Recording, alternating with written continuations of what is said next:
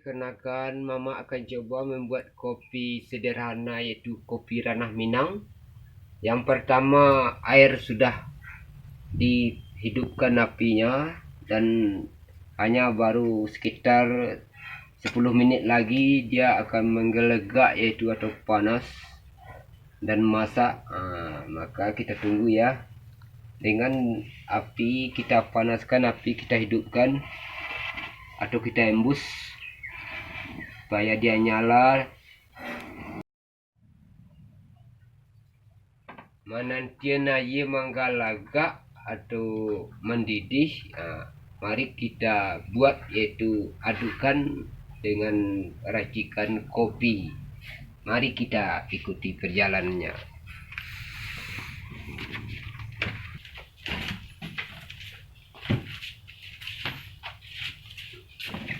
Inilah bumbu-bumbunya.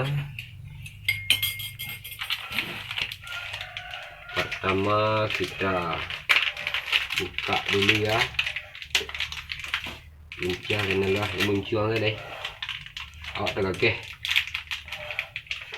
lebih cepat, lebih elok. Kita masukkan ke dalam gelas ya, satu set.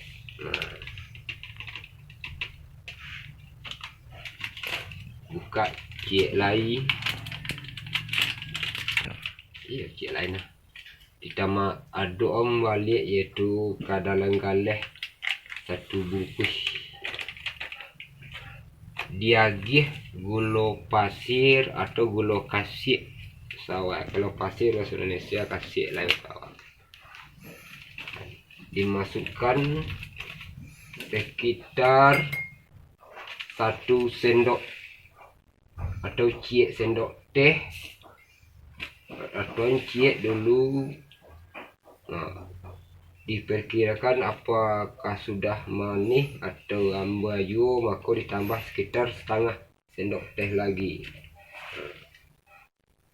Demikianlah tip untuk pertama kali cara pembuatan minuman kopi. Dan kita tunggu air untuk matang sekitar 15 menit lagi. Para penonton, kita cigok air apakah sudah mendidih atau balun. Dan nyatulah manggalagak, yaitu manggaropoh potopoh so ruo kateh. Maka air sudah mendidih dan sudah matang dan manggalagak. Sekarang kita bawa ke tempat kopi yang kita bikin tadi, yaitu di meja. Inilah kopinya.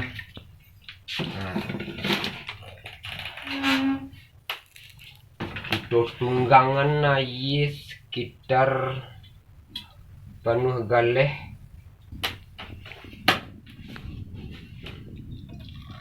Kita tunggang ya, atau kita tuangkan ke masuk galeh tako.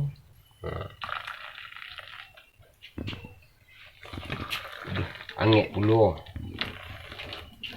Setelah sekiraan cukup rasanya, maka ditutup kembali periuk tako dan lalu dikacau-kacau sampai rata, atau diaduk-aduk sekitar agak rata sampai larut jo gula jo kopi tako. Dikacau kedua atau diaduk-aduk untuk meratukan bumbu-bumbu dan adoh di dalam kopi tako. Diperkirakan mungkin sudah rata terkacau atau taduk,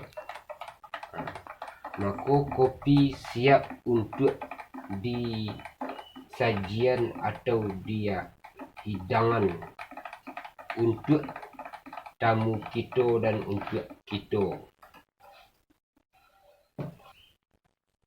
Segala itulah tutorial dari Mama cara membuat kopi, yaitu dengan racikan yang mantap dan tradisional, yaitu langka dan unik. Silakan mencoba dan rasakan kelezatannya.